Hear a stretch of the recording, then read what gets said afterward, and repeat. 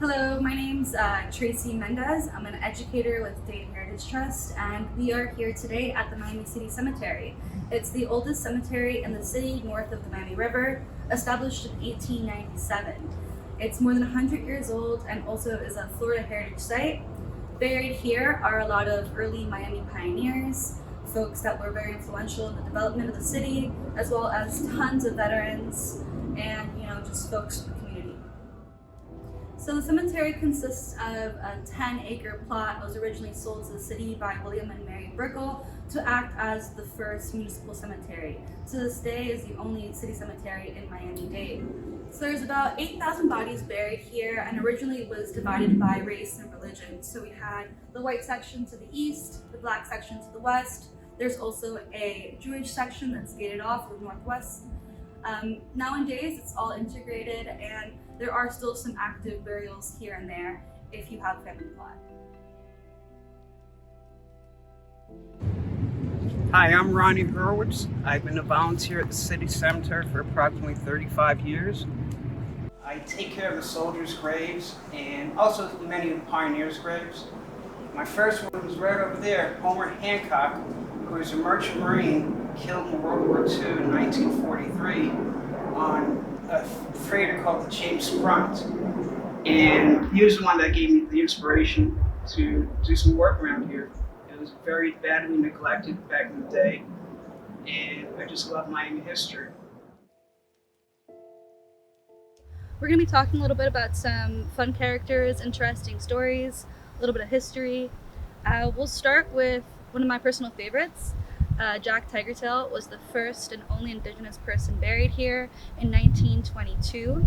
He was a pretty prominent Native American symbol here at Miami at the turn of the century, post-Seminole Wars. He lived in an Indian village called Tropical Gardens. It kind of worked as a tourist attraction as well. A lot of folks would come out and see how Native life was in South Florida. He was actually shot and murdered there. The details remain a little unclear to this day. A lot of different stories, but he was the first indigenous person buried here. It was uncommon for Indians to be buried in the cemetery as the time was segregated, and it was common to use a coral rock, which is his headstone today.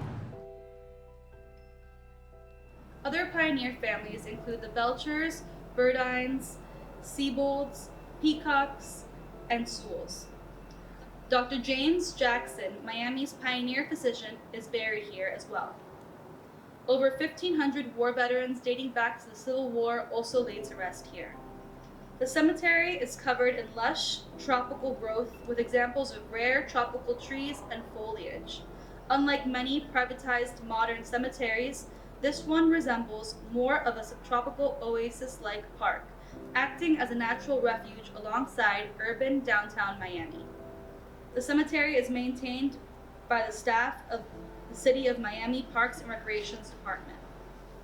The effects of decades of vandalism remains visible throughout the cemetery.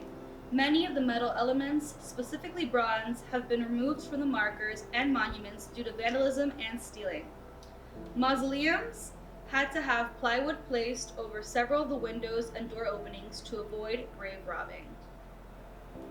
This year, Dade Heritage Trust commissioned a survey of the cemetery. The scope of the project included on-site surveying and the completion of condition assessments for over 2,700 grave markers, monuments, and mausoleums. The purpose of this survey is to establish a baseline for treatment and maintenance by collecting data on the condition and integrity of each marker and monument. Approximately 2,700 markers were identified through the survey.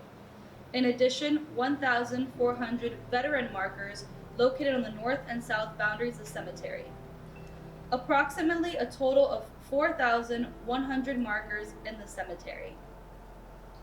Three main reasons we don't have over 8,000 markers is because sometimes one marker can have multiple people buried there, some markers may not have been identified, and lastly, there are many unmarked burials here, especially in the African American section, unfortunately.